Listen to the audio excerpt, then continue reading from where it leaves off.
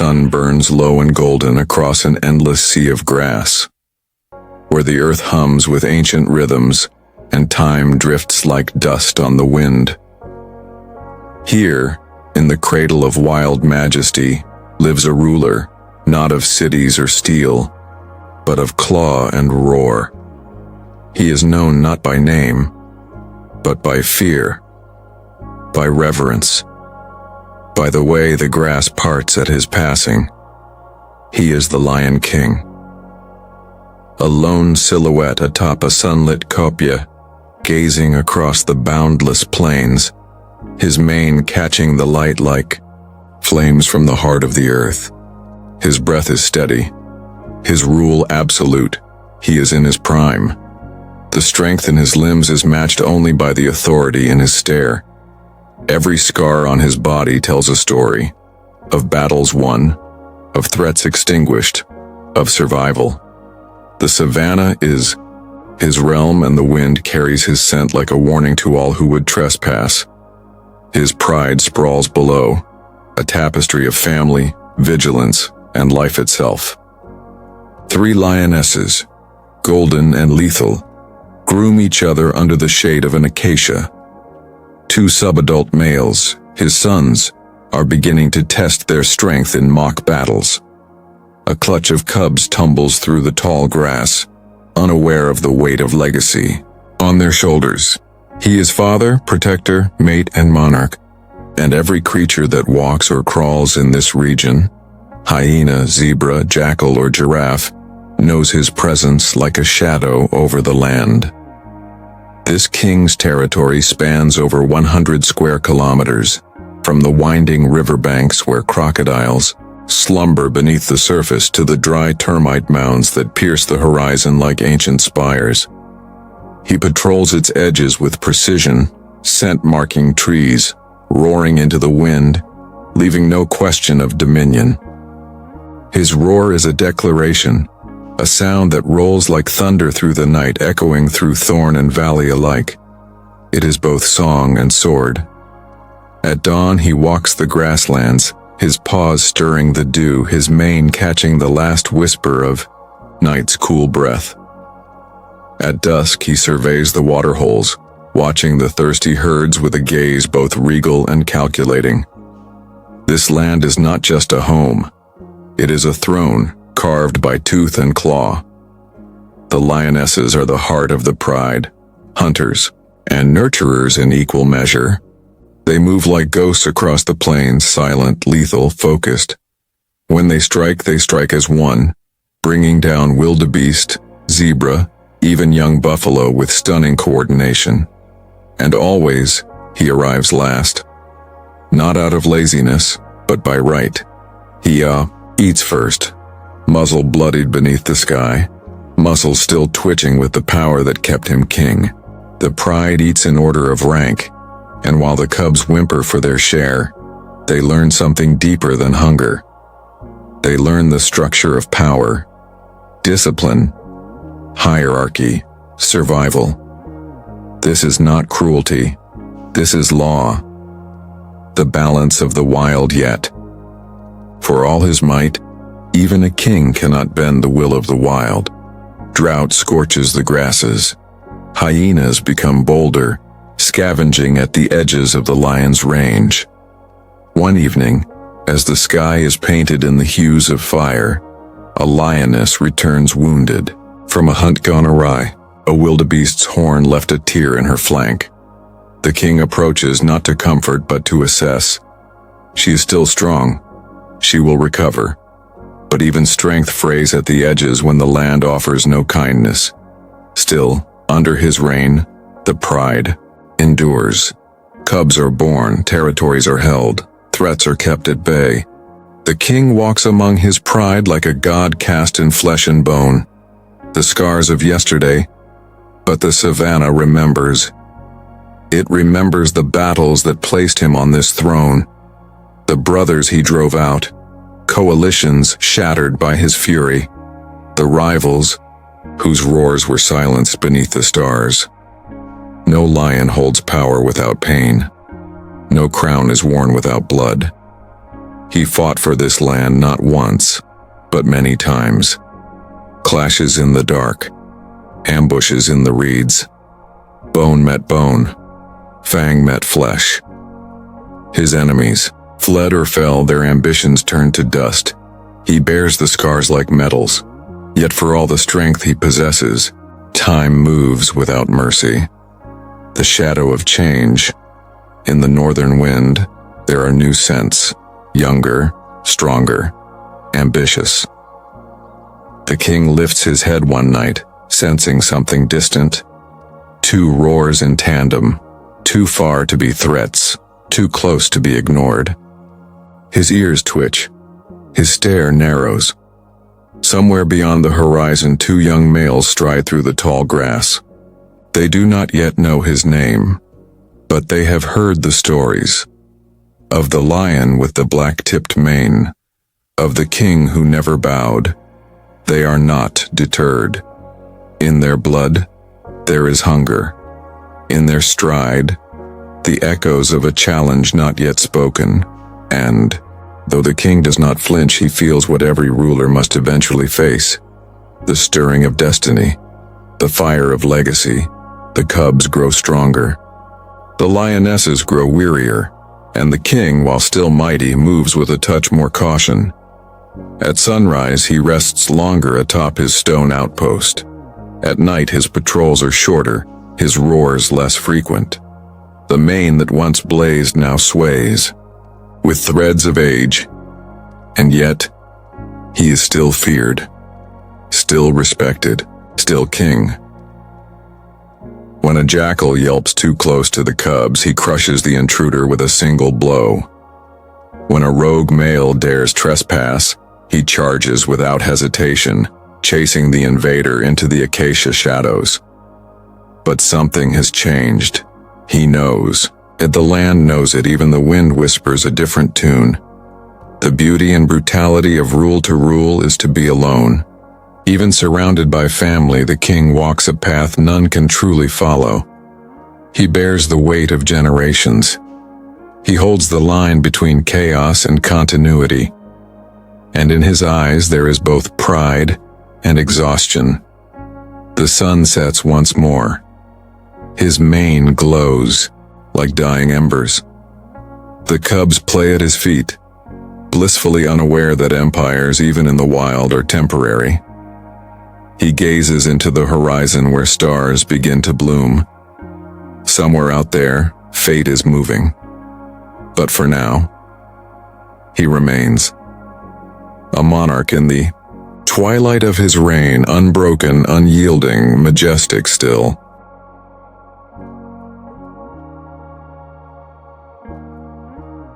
In the savannah, silence is never stillness. It is a living thing. It whispers through the acacia leaves. It dances over cracked earth. It carries secrets from one horizon to the next. And now, it carries a warning. The Lion King remains sovereign, his shadow cast wide across the land. But the grass knows. It bends differently now. There is a hush, as if the earth itself holds its breath. Something is coming. There are moments when the wild speaks not in roars or growls, but in subtler tongues. A herd of impala halts mid-graze, their ears tuned to a distant, unfamiliar echo. A troop of baboons sleeps uneasily, huddled together in the baobab's arms. Even the vultures circle a touch lower, as if anticipating something more than carrion.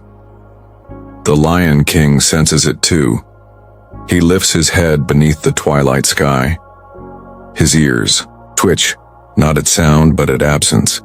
The rivals have not yet arrived, but they are close enough to be felt. And the first domino falls, not with a roar but with a whisper. Unseen footsteps. They come from the north, through corridors of thorn and dust.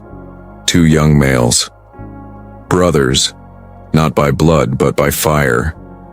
Forged in exile, sharpened by hunger, bound by ambition. They are not yet kings, but they are no longer cubs. Their manes are thickening. Their shoulders bear the strength of youth. Their eyes, amber and cold, see opportunity in every weakness. They have left behind the dry lands where lion prides dissolve like smoke. Here, in the kingdom of the aging monarch, they see possibility. But they are patient. They move at night. They skirt the fringes of hyena clans. They avoid the eyes of giraffes and elephants. They are ghosts in the long grass. And at dusk, when the wind blows just right, they listen. They listen for the roar of the king, to study it, to measure it, to weigh its powers and its cracks. One lioness stirs more than the others. She is the eldest female of the pride. She remembers battles past. She remembers the day the current king first arrived, muscles rippling, mane dark with youth, eyes fierce with promise. She had chosen him in the old way, the way lionesses do, by watching, waiting, judging. Now she watches again. The king still stands tall, but his vigilance softens at the edges. He sleeps longer in the heat. His patience is thinner, and she smells something different in the air. New musk, new steps in the night. She knows they're not far, but she says nothing. In a pride, silence is part of survival. Ripples of tension, a zebra herd bolts one morning before dawn. No alarm call, no attack, just sudden panic. The lionesses rise, confused. The king growls and follows their gaze but sees nothing, and yet the signs are there. A scent trail too fresh for a stranger, paw prints in the soft dust by the river's edge, larger than a lioness, unfamiliar to the pride. The king sniffs the air. He knows this scent, not by name, but by meaning. Young males, not rogues, not wanderers, claimants. He snarls low, a sound like gravel grinding under weight. Then, without a word, he vanishes into the brush. The patrol has begun. The watchers from afar, high on a termite mound, cloaked in tall grass, the brothers observe. The king moves with force, but not with speed. His gait is wide but not smooth. And though his eyes burn with fire, the flames flicker. They say nothing. They do not roar. Not yet. This is a game of patience. And patience is something they've learned well. For years they watched their own father fall to rival coalitions. For months, they trained together, fighting hyenas, driving off leopards, stealing scraps from vultures. Now, they watch again. Not to flee, but to plan. A test of will one night, they step closer. Near the eastern border of the pride's territory, they mark a tree. A single act, a declaration in scent. And then, they roar together. Two voices, deep and primal, splitting the silence in two. The Lion King jolts awake. The pride stirs in panic. Cubs cry. Lionesses stand, tense and still. The king doesn't wait.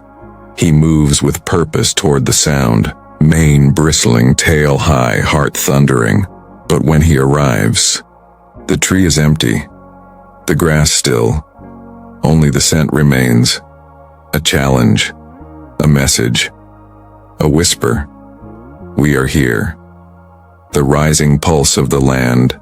The days pass. The air grows thick with anticipation. Hyenas follow the lion pride from a greater distance. Buffalo. Herds avoid the central plain. Elephants move faster through the region. The lionesses hunt more cautiously. The cubs play less, and the king, he roars louder. More often at dawn, at dusk, at midnight. He marks trees twice. He walks farther. He drinks less. His eyes are bloodshot from sleepless nights. But he cannot afford rest. Not now. His kingdom is trembling beneath his paws. A flicker of doubt in the deep hours before dawn, the king returns from a long patrol. His fur is matted with dust. His limbs tremble, not from fear but fatigue. One of the lionesses approaches. She presses her head gently against his shoulder, and for the first time in years, he leans into her, not as a ruler seeking loyalty, but as a lion seeking strength. There is no shame in the gesture, only truth.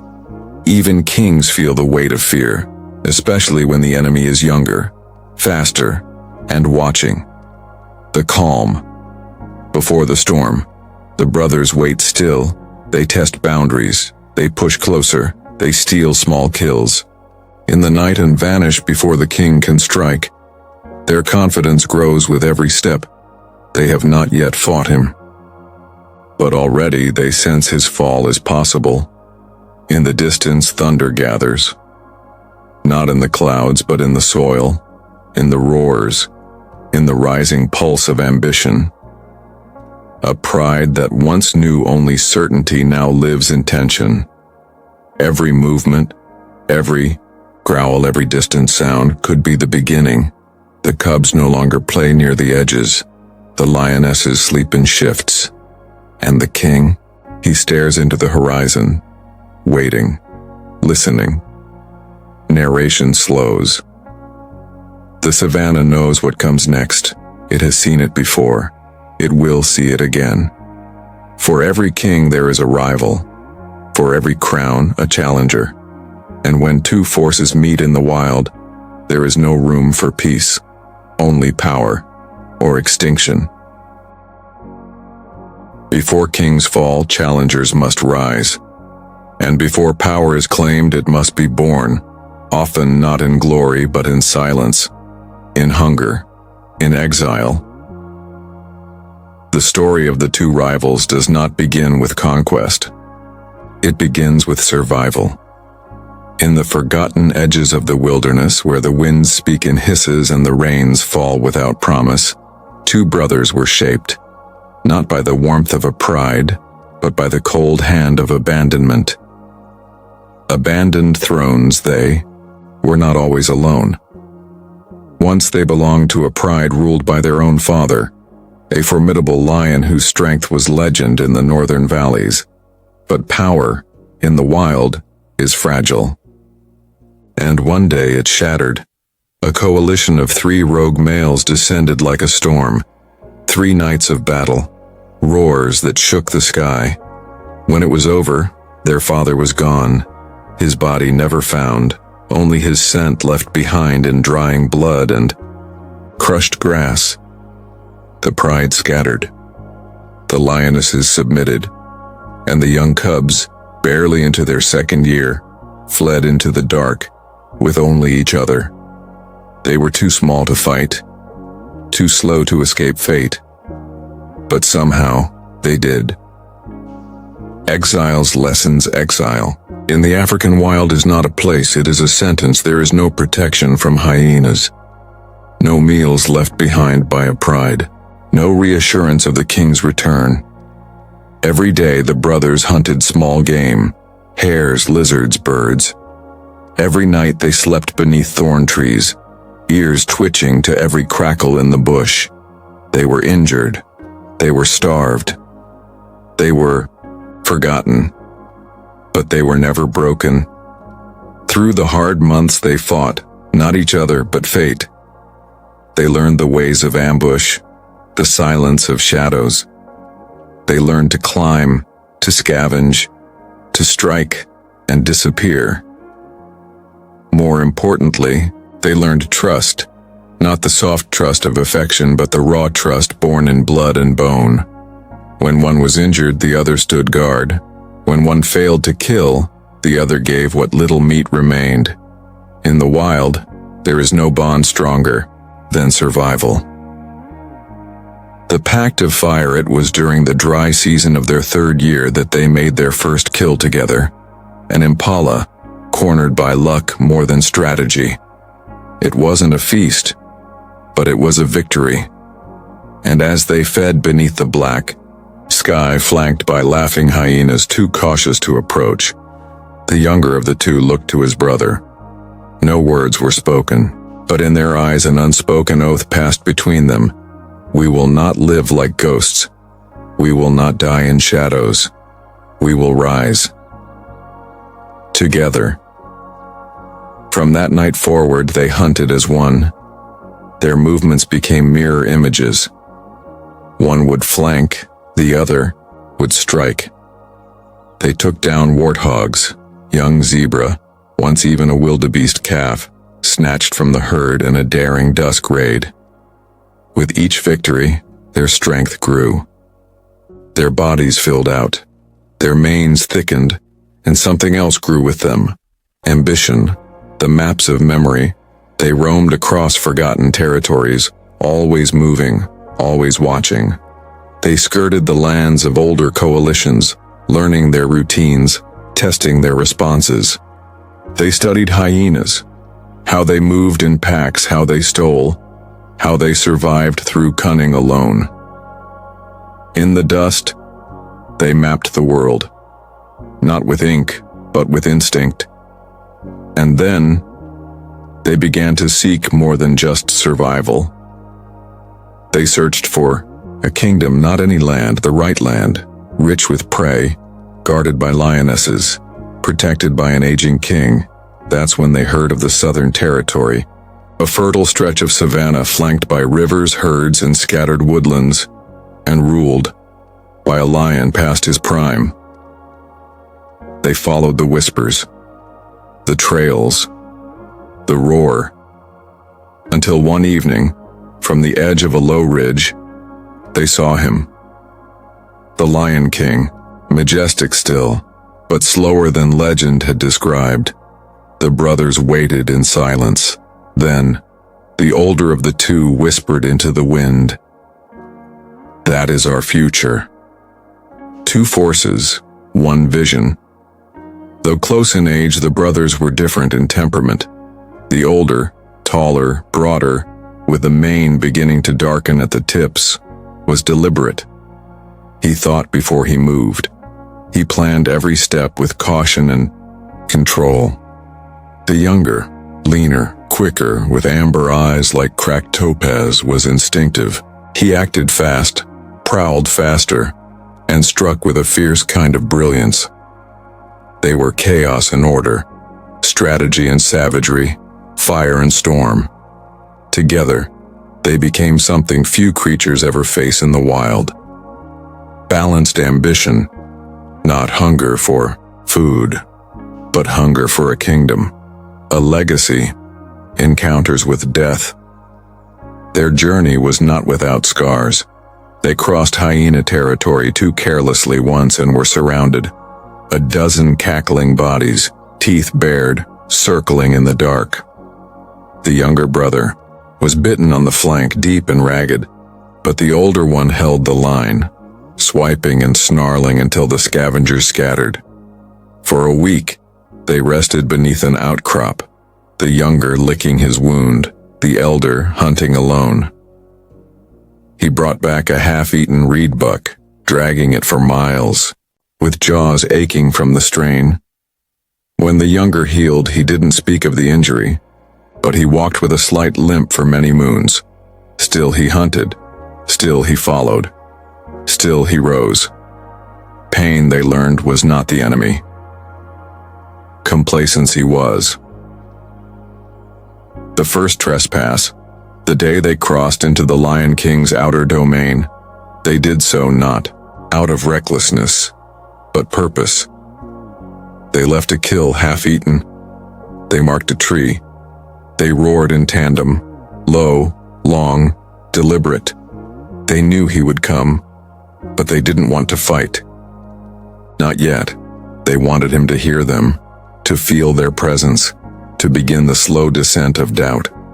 Because fear does not begin with wounds, it begins with whispers. An unspoken clock. Every sunrise from that day forward was a countdown. The king's roars echoed back louder but not further. His marking spread, but did not hold for long. The lionesses watched more than they spoke. The cubs, while still guarded, were pulled closer each night. The rivals watched it all unfold from the shadows. They knew they couldn't strike too soon. One mistake and the king might kill one of them. Or both. So they waited. And waited. And in the waiting, something deeper began to form. Not just confidence, not just strategy, but destiny. They were no longer just exiles. They were heirs to a throne yet to be taken. The Savannah knows how to prepare for war. It begins not with the roar of combat, but with the stillness of dread. The animals sense it first, not with thought, but with bone. An unease that ripples through the herds, like wind before the fire. The Lion King still rules, but the clouds are gathering, and with them, a reckoning. The Lion King walks the borders more often now. His massive paws trample the soil with defiance, his mane tangled with burrs, his eyes sharper than they've been in years. But strength drawn from desperation is not true strength. He no longer walks with command. He patrols with obsession. Every tree becomes a statement. Every roar is a wall he's building brick by brick against an invisible siege. The lionesses notice the shift. Where once he stood apart, noble, composed, now he prowls among them, restless, watching everything. His confidence is fraying, not yet defeated but frayed like the edge of a storm-torn banner. Roars begin to echo from unfamiliar places. Not every night, just enough to unsettle. They come from the east, then from the north. Sometimes near the watering hole, sometimes far from where they were last heard. The rivals are playing a game of pressure, a slow tightening of the noose. They never appear, but they are heard. And in that space between sound and sight, they grow stronger. Shifting allegiances in the wild, loyalty is born of leadership. And leadership is measured not just by strength, but by certainty. The lionesses begin to drift in their behavior, not betrayal, not disloyalty, but something quieter. A growing stillness in their eyes, a weariness when the king demands they follow on his midnight marches. Some begin to hunt farther from him, others return later from their patrols. It is not defiance. It is the soft retreat of trust. Even the cubs, once bold and playful around their father, grow quieter, clinging more to their mothers. They can feel it. Something old is ending. Something new is nearing. A lion's reflection one evening, just before dusk, the king stands alone by the river. His reflection ripples beneath him, distorted by the wind, but still there. He studies it. The white beneath his eyes, the scars across his snout, the fullness of his mane still thick but touched by age. He does not flinch. He has fought for this land. He has bled for it.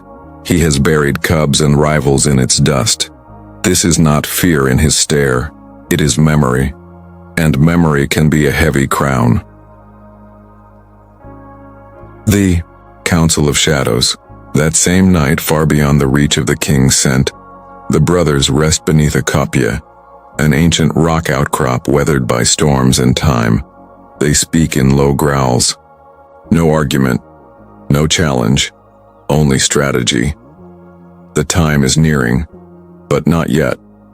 They've observed the pride's routines. They know when the lionesses leave to hunt. They've memorized the cubs' movements. They've tested the king's responses.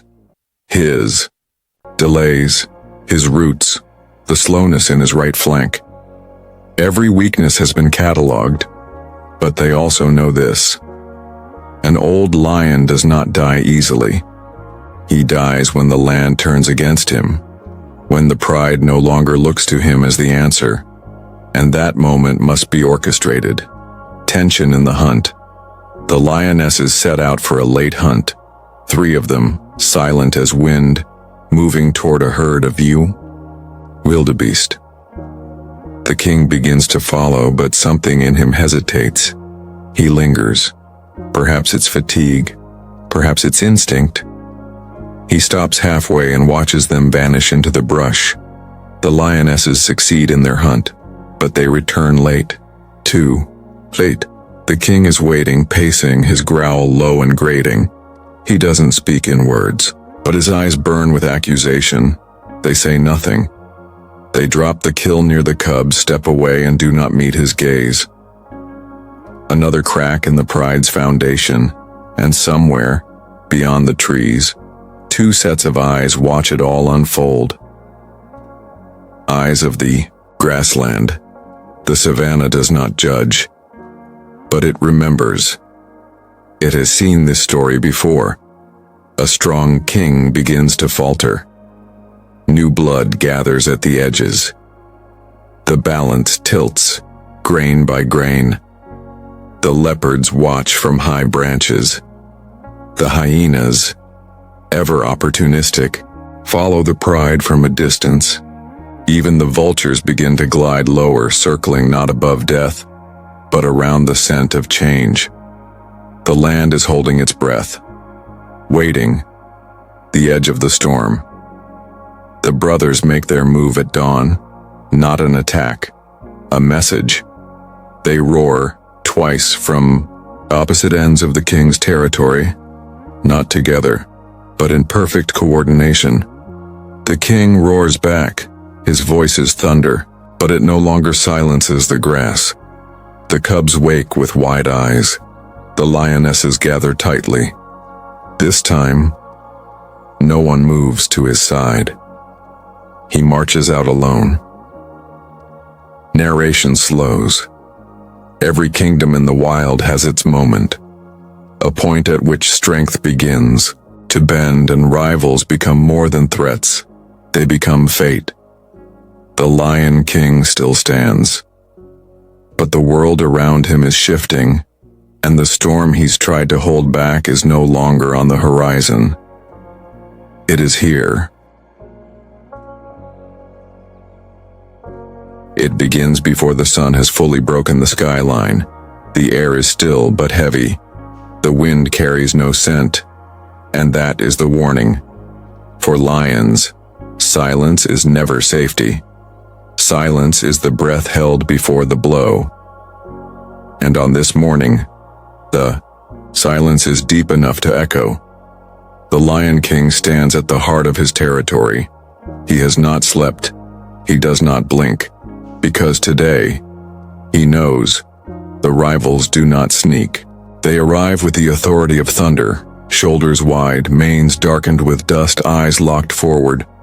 Side by side they emerge from the edge of the woodland. Their presence is not just an intrusion, it is a declaration.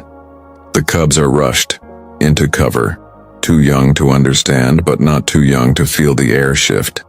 The king sees them. 2 bodies carved from exile, honed by hunger, walking without hesitation toward the throne he has bled to protect. For a heartbeat, time holds still, and then they roar. It is not a challenge, it is a promise. The fight has begun. No mercy in the wild. There are no ceremonies in the wild, no warnings, no rules, only instinct. The king charges first, his body a blur of gold and fury. The younger rival meets him mid-stride, a blur of movement and dust. Claws rip flesh. Teeth snap inches from vital arteries. The sound is not of growls but of impact, of bodies crashing like boulders in a landslide. The older rival circles, watching, waiting. Then he strikes, fast and hard, tearing into the king's hind leg, with brutal precision. The king stumbles, but he does not fall. He turns with a roar that shakes the grass flat. And then, they are 3, locked in a savage whirlwind of muscle, rage, and legacy. From the shadows, the lionesses do not interfere. They are not indifferent, but they understand the law of the land. This is not their war to fight. They watch with eyes wide, hearts torn, between loyalty and survival, between the past and the future. They remember how the king once walked alone into the night to face hyenas, how he defended the cubs from a leopard in the tall reeds, how his roar once held this entire world in silence. But now, he bleeds, and the ground beneath him is no longer his. A battle of legacy.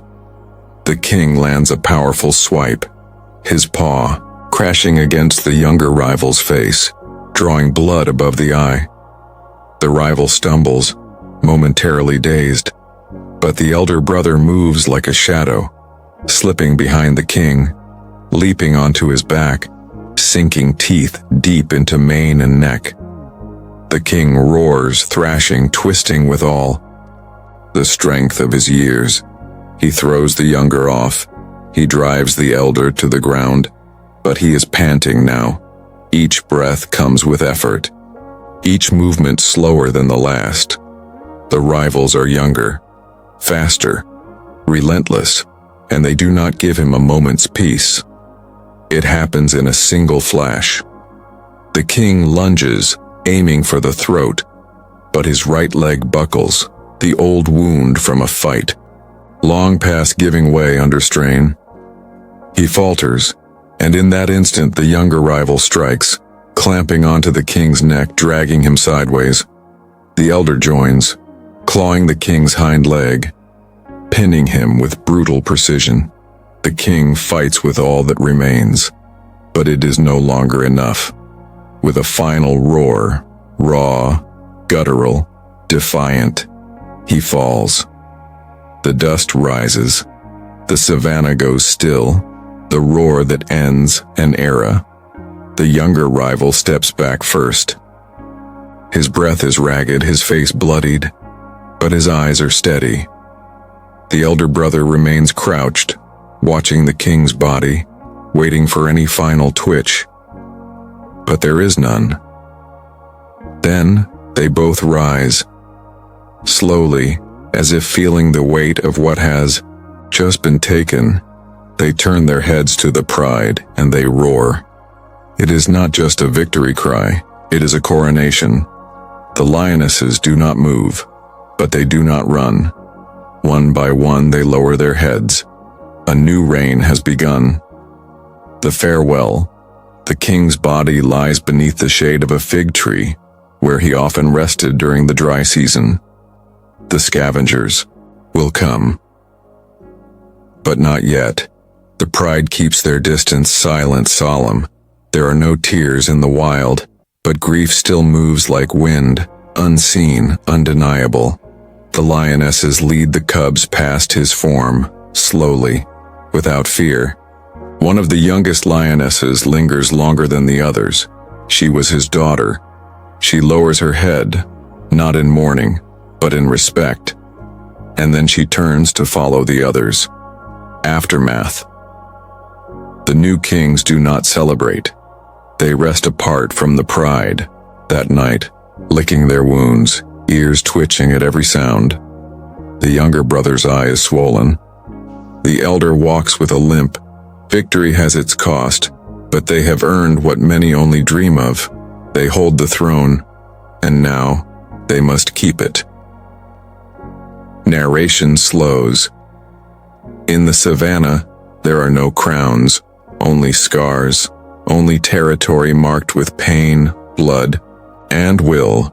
The old king's roar will fade with the wind, but his legacy remains. For every lion that rules was once the lion that rose from nothing, and every king that falls paves the path for those who dare to climb. The savannah never forgets, but it moves on. The echoes of yesterday become whispers on the wind, and where one lion falls, another will rise. A new king walks the land today. But this is no simple crown. This is a mantle woven from fire, blood, and survival. The young brothers stand at the edge of their new kingdom. Their bodies are marked by the battle, their muscles taut, their movements calculated, but still they carry the weight of victory differently. The younger brother, the one who struck first, moves with purpose. He surveys the land, the river, the hills with an intensity that comes from knowing the price of his throne. The elder brother is more reserved. He steps lightly, his eyes dark with thought, his mind calculating the balance they must now keep. They are no longer just hunters. They are kings. But kings are never without enemies. The lionesses have not forgotten the king they once served. Some move cautiously, still uncertain. Others look to the new rulers with a wary respect. There is no celebration, no jubilation. Instead, the pride gathers in silence. The cubs approach warily as if unsure what this new order means for them. They sense the shift but do not yet understand its weight. One by one, the lionesses lower their heads. Not in submission, but in acceptance. New rule has begun, and in the wild, there is no space for the old. A new alliance. The new kings know they must secure their reign, and they know that alliances are as important as strength. The hyenas, who once lingered on the edges of the king's territory, are watching. The leopard too prowls in the shadows of the great trees, and in the distance the cheetahs move like ghosts, quiet, calculating. The lions cannot fight every battle at once. So the brothers make their first move, not with claws but with negotiation. They approach the hyenas first, circling the dry riverbed where their paths often cross. The hyena clan watches with distrust, but they do not retreat. The lions do not growl or bare their teeth. Instead, they sit, calm, composed, offering nothing but their presence. The leader of the hyenas steps forward, her eyes sharp, her posture cautious. There is a long moment of silence, the weight of it hanging heavy between the two species. Then, with a low voice, the hyena leader speaks. "You're not our king, but we know the weight of battle. And the land is large. There is room for many." The brothers do not answer immediately. They simply nod. For today, this will suffice. The first bond is made.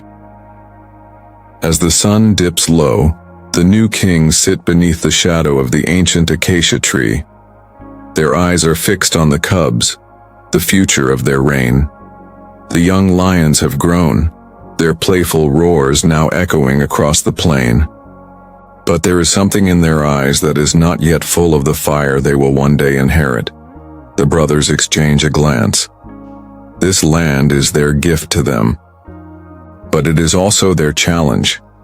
The cubs must learn the lessons that were once taught to them, the lessons of power, survival, and loyalty. And as the new kings sit in silence, they both know that time is running out for them to shape their legacy. One day, these cubs will take the mantle, and in that moment, they must be ready. The test of time weeks pass, and the brothers test their reign with calculated moves, small skirmishes with rival clans, challenges to their authority from lone rogues and desperate predators. The sun beats, down harder now, the heat rising from the earth in waves. The land is changing as it always does, but so too are the brothers. The elder king's limp has not faded, though he hides it well. The younger brother's eye is scarred, the mark of a fight that left its imprint both on his flesh and his spirit.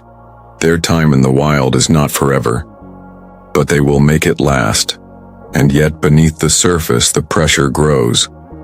The winds of change stir again, and the brothers can feel it, rivals in the shadows.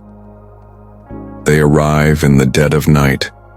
A single hyena at first, watching from the brush. Then another and another. Soon there are many, more than the brothers expected, more than the pride can handle alone. The hyenas are smart. They are patient. They have learned the brothers' patterns, their weaknesses. The older brother senses the threat before it materializes. His tail twitches. Something is off. The younger brother is quick to act. He does not wait for the first strike. Instead, he roars an unmistakable command. But the hyenas do not back down. In the shadows of the night, the battle begins.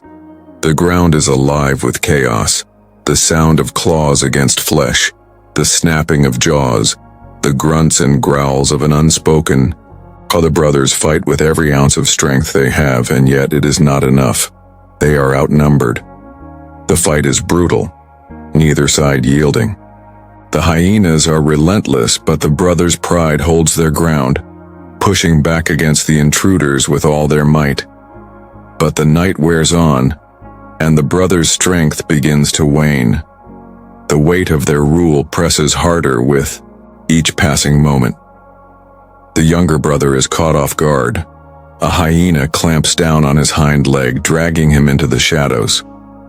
The elder brother turns in time to see his sibling's body go limp. A cry of panic rips from his throat. But it is swallowed by the din of battle. He moves to protect him, but the hyenas close in. In that moment it becomes clear. Power is fragile, and the price of leadership is measured not just in victories, but in the very blood of those who fight to keep it.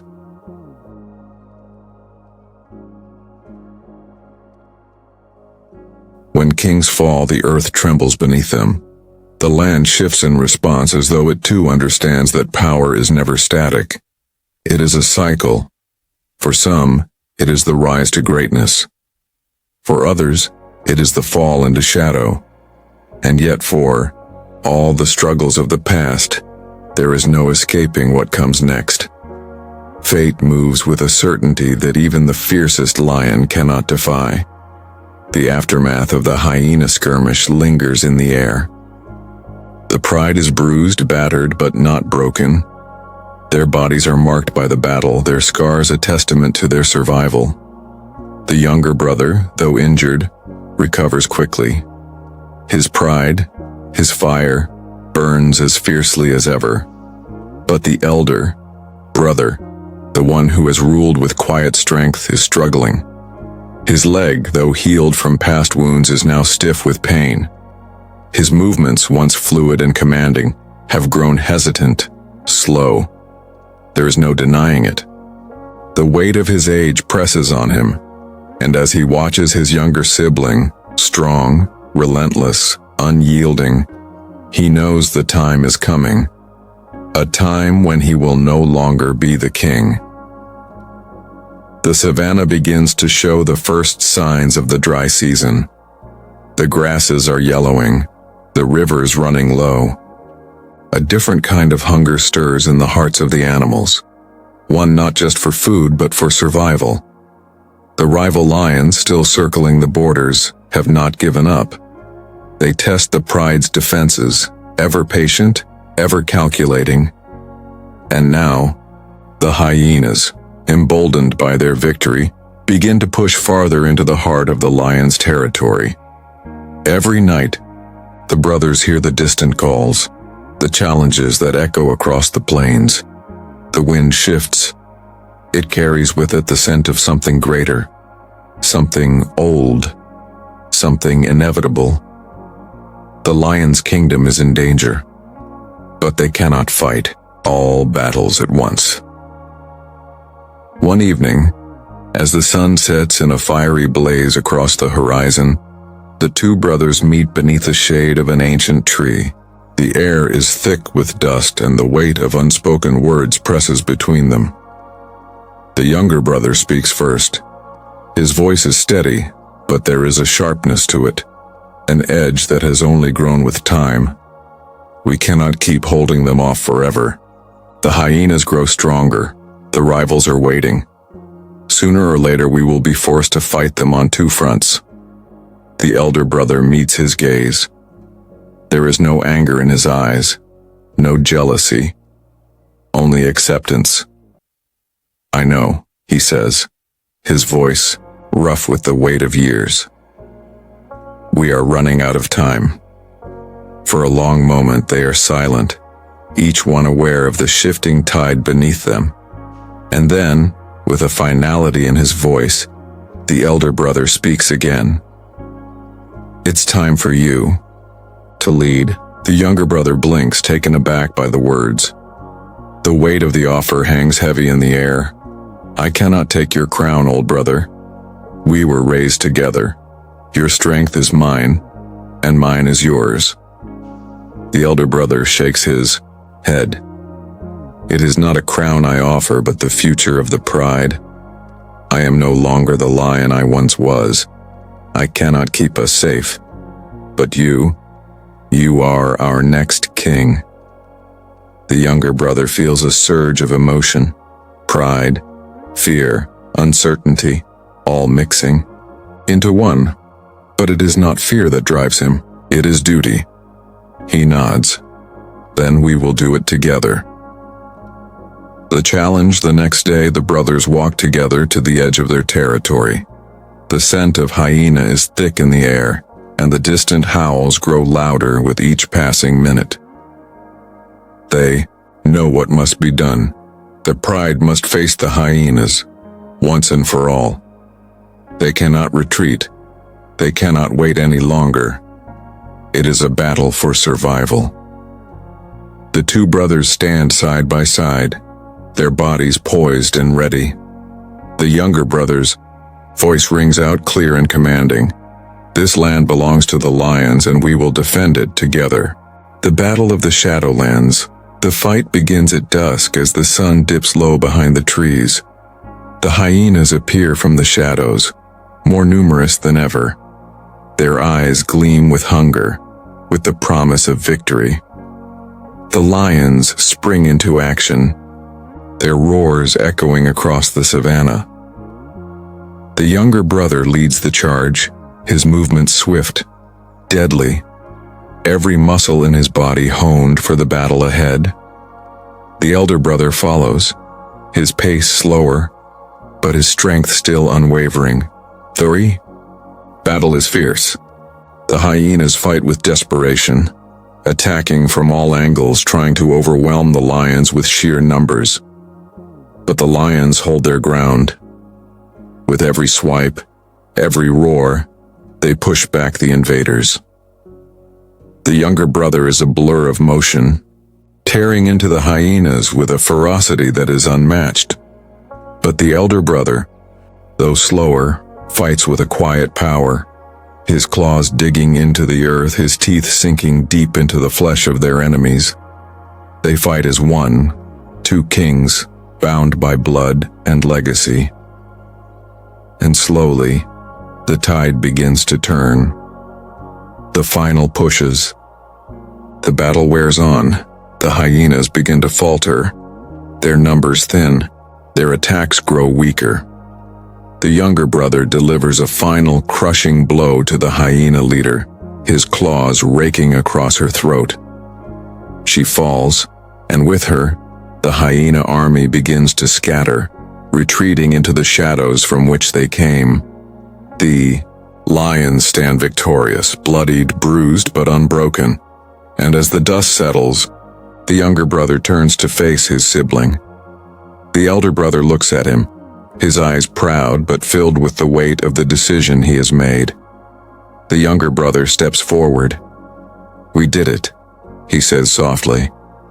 The elder brother nods, his voice barely a whisper. "Yes, you did." In the days that follow, the pride regroups. The scars of battle remain, but the land is once again theirs. The lions, weary but triumphant, return to their rightful place at the heart of the savannah. The younger brother takes his place as king, no longer just the heir, but the ruler. And though the elder brother steps aside, his legacy is etched into every shadow of the kingdom. he will never truly be gone. For every lion that rises to rule was once shaped by the claws of the ones who came before. And as the young king stands, tall, he knows that the land he defends today will one day be passed to his cubs. The circle continues, and the savannah remains, eternal. The final chapter is always written in the quiet spaces between roars. A lion's legacy is not etched in the sound of his victory, but in the stillness of the land he leaves behind. The time of kings is fleeting, but the land remains, and within its shadows the stories of all those who came before will endure. The elder brother, once the proud ruler of the pride, is no longer the lion he was. His once vibrant mane is now graying at the edges, his steps slow, uncertain. The battle against the hyenas took more from him than he is willing to admit. The younger brother watches with growing concern. Though they have fought side by side, though they have shared victories, the burden of leadership is heavier than either of them anticipated.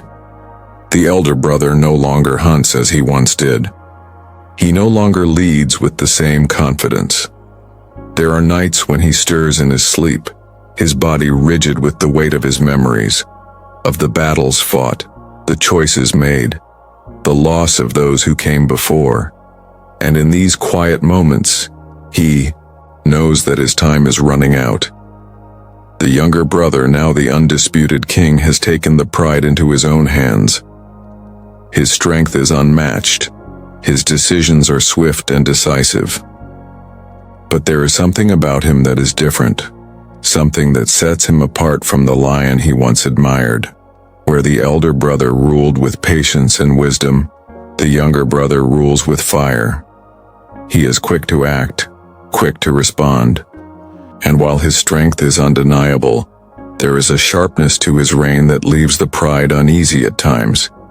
He does not wait for challenges to come. He seeks them out, testing the limits of his power, pushing the pride to new heights. But with every challenge he faces, there is the same question in his mind. Can he live up to the legacy of the king who once ruled before him? The elder brother watches his sibling from the shadows. There is no bitterness in his gaze, only the quiet acceptance of a king who has seen his time come to an end. He remembers the battles of his youth, the rush of the hunt, the thrill of the roar, the weight of the crown that was once his. But now the world feels different. The land is quieter, the nights colder. There is a sense that the fire that once burned so brightly within him has finally begun to fade. The lions of the pride still look to him for guidance, still seek his counsel in the quiet moments before the hunt begins, but he knows that his time is no longer his own. And as he lies beneath the great acacia tree, his eyes drifting toward the horizon, he hears it, his last roar. The wind carries it with a tenderness, as if the savannah itself is acknowledging the passing of a king. The first sign one day, as the pride gathers near the river, the first sign of the elder brother's decline becomes clear. He struggles to rise from his resting place, his legs trembling beneath him. He falters, his movements slow and uncoordinated, a sharp contrast to the fierce lion he once was. The younger brother notices immediately. He approaches with a mixture of concern and impatience, his gaze sharp. "Are you well?" he asks, his voice betraying no emotion but his eyes searching for answers. The elder brother, his voice raspy, replies, "I am not the lion I once was, little brother. The battles I fought are not just of the body, they are of the spirit." The younger brother watches him for a long moment, the weight of the words settling between them. "I know," he says quietly, "but the pride needs you. We need you." The elder brother smiles faintly, his gaze distant. "The pride has you now, you are the king." And with that he falls silent. The passing of a king days pass, and the elder brother grows weaker. His steps become slower, his roars quieter.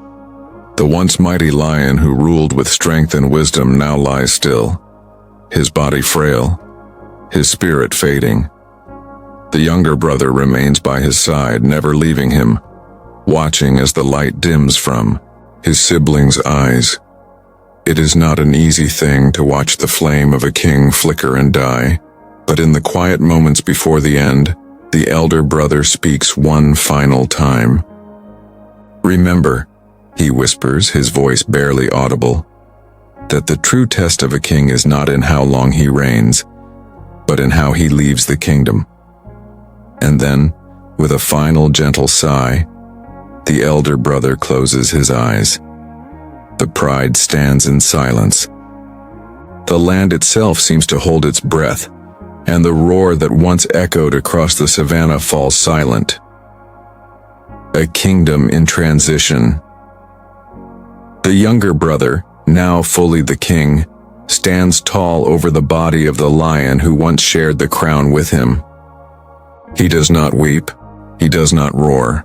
Instead, he bows his head in respect, acknowledging the passing of a great king, his brother. The pride watches in silence. The land is still. The young king knows that his reign has just begun. But the shadow of his brother's legacy hangs heavy over him. The kingdom is his now, and the challenges ahead are great, but for the first time, he feels the weight of leadership in a way he never has before. The last roar as the sun begins to set, casting long shadows across the land, the young king climbs to the top of a great rock. He stands there, his body silhouetted, against the fading light, his mane blowing in the wind. He lets out a single deep roar. It is not a roar of triumph. It is not a roar of challenge. It is a roar of acceptance. For he knows that the time of kings is fleeting. He knows that his reign will one day come to an end. But for now, the land is his, and in this moment, he embraces his destiny. Narration slows. And so, the legacy of the Lion King is passed on, not through the roar of one, but through the strength of many. For in the end, it is not the lions who define the land, but the land that defines the lions. The savannah remains, and the story continues. The dawn always comes. It comes with the light and with the whispers of what was, but it also brings with it the promise of what will be. For every ending is a beginning, and every king, no matter how mighty, must one day step aside. The land does not mourn long. It moves forward as all things do, carrying the legacy of those who came before, but never stopping to wait. A kingdom in transition.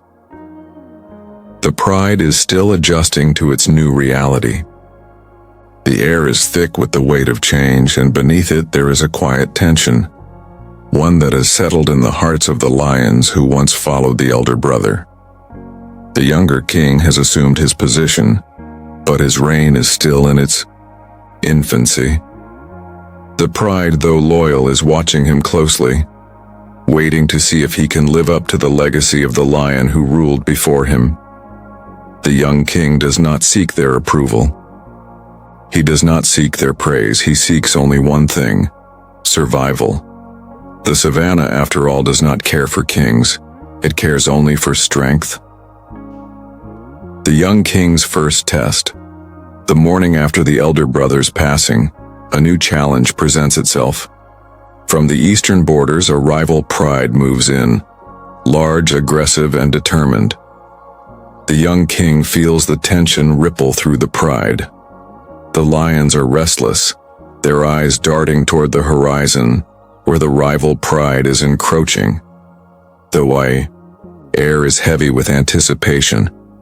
The lions of the pride are not yet sure whether to fight or retreat, and for the young king, the choice is clear.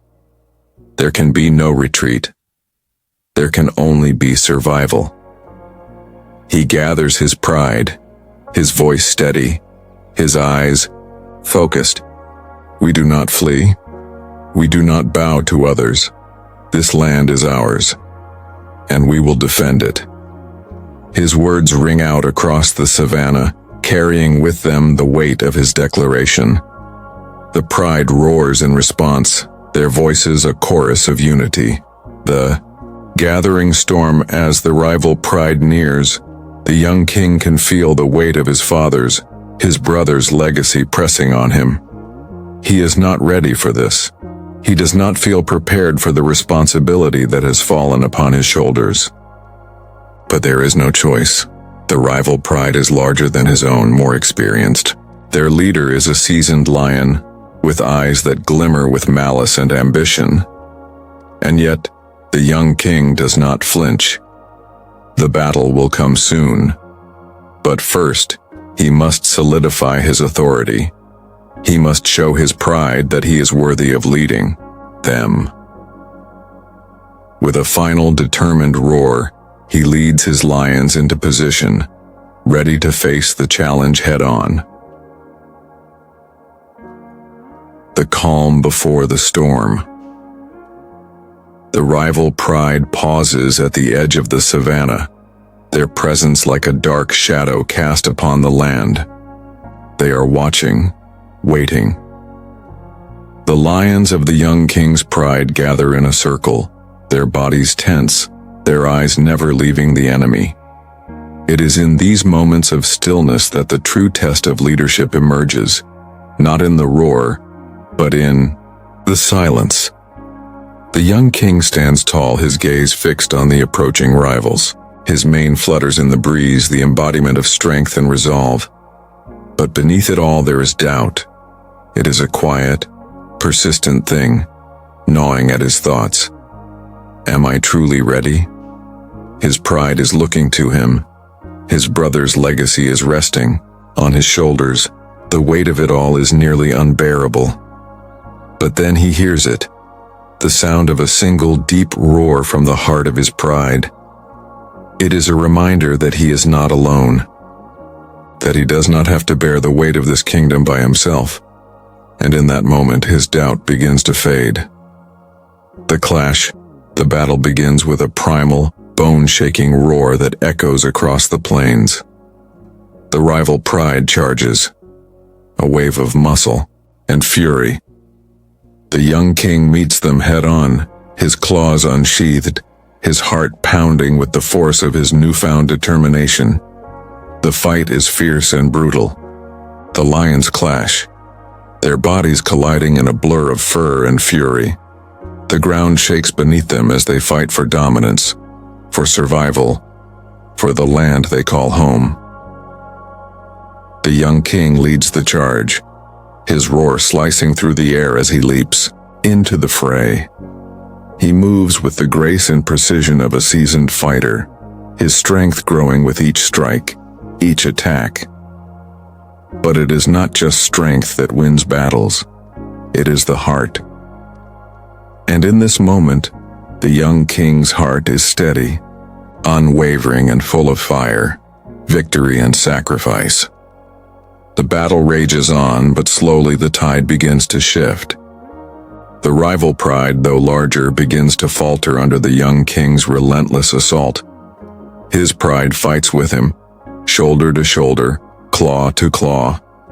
Together they push back the invaders, driving them toward the edge of the territory, and then, with a final resounding roar, the young king delivers the blow that sends the rival leader fleeing into the distance. The pride stands victorious. The land is theirs once again. But as the dust settles, the young king's heart is heavy. Though victory has been claimed, the cost has been great.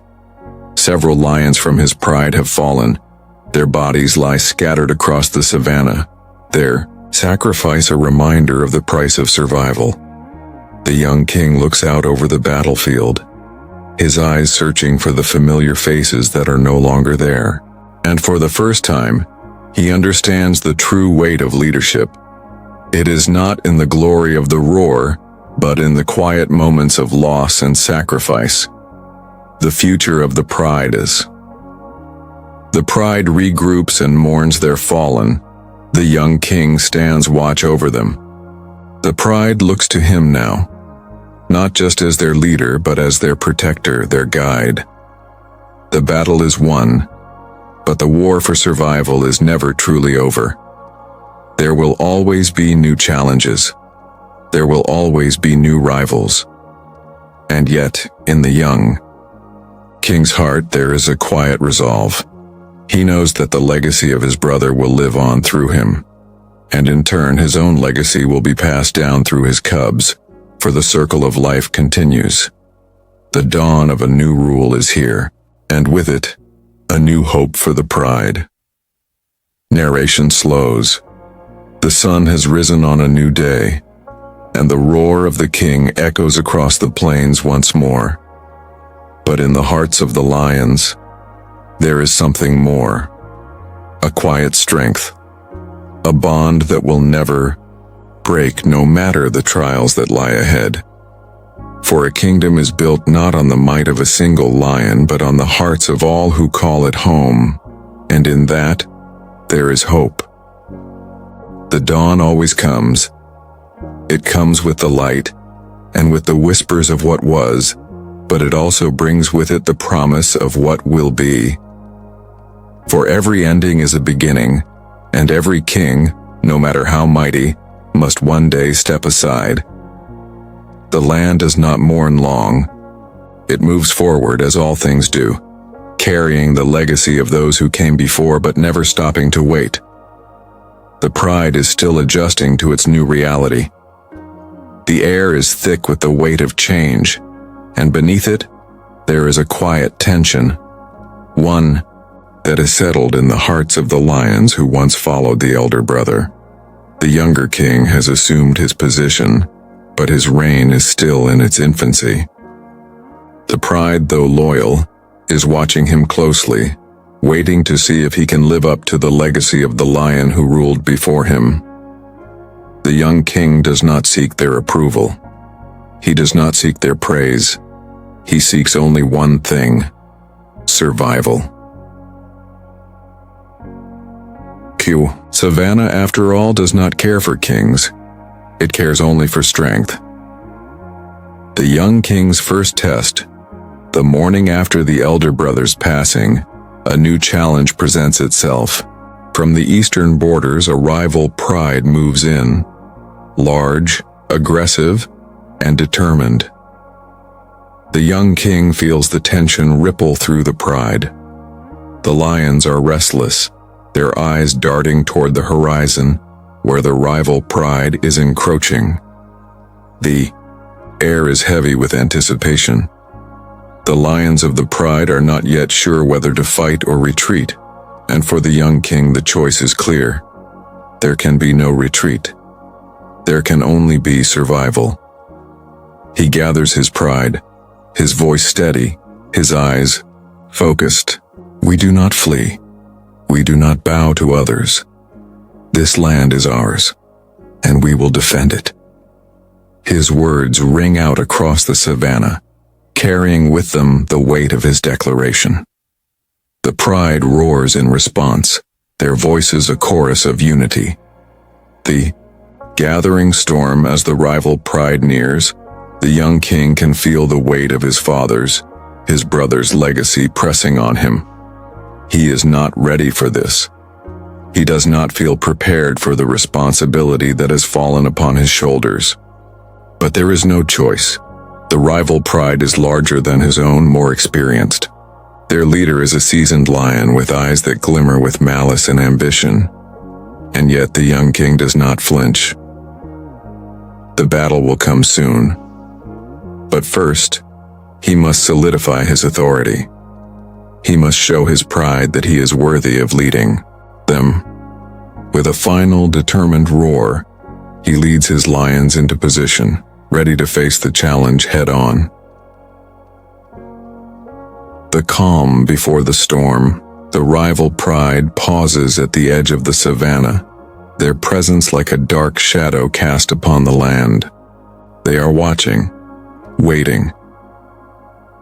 The lions of the young king's pride gather in a circle, their bodies tense, their eyes never leaving the enemy. It is in these moments of stillness that the true test of leadership emerges, not in the roar, but in the silence. The young king stands tall, his gaze fixed on the approaching rivals. His mane flutters in the breeze, the embodiment of strength and resolve. But beneath it all there is doubt. It is a quiet, persistent thing, gnawing at his thoughts. Am I truly ready? His pride is looking to him. His brother's legacy is resting on his shoulders. The weight of it all is nearly unbearable. But then he hears it, the sound of a single, deep roar from the heart of his pride. It is a reminder that he is not alone, that he does not have to bear the weight of this kingdom by himself, and in that moment his doubt begins to fade. The clash. The battle begins with a primal, bone-shaking roar that echoes across the plains. The rival pride charges, a wave of muscle and fury. The young king meets them head-on, his claws unsheathed, his heart pounding with the force of his newfound determination. The fight is fierce and brutal. The lions clash, their bodies colliding in a blur of fur and fury. The ground shakes beneath them as they fight for dominance, for survival, for the land they call home. The young king leads the charge, his roar slicing through the air as he leaps into the fray. He moves with the grace and precision of a seasoned fighter, his strength growing with each strike, each attack. But it is not just strength that wins battles. It is the heart. And in this moment, the young king's heart is steady, unwavering and full of fire. Victory and sacrifice, the battle rages on, but slowly, the tide begins to shift. The rival pride, though larger, begins to falter under the young king's relentless assault. His pride fights with him, shoulder to shoulder, claw to claw. Together they push back the invaders, driving them toward the edge of the territory. And then with a final resounding roar, the young king delivers the blow that sends the rival leader fleeing into the distance. The pride stands victorious. The land is theirs once again. But as the dust settles, the young king's heart is heavy. Though victory has been claimed, the cost has been great. Several lions from his pride have fallen. Their bodies lie scattered across the savannah, their sacrifice a reminder of the price of survival. The young king looks out over the battlefield, his eyes searching for the familiar faces that are no longer there. And for the first time he understands the true weight of leadership. It is not in the glory of the roar, but in the quiet moments of loss and sacrifice. The future of the pride.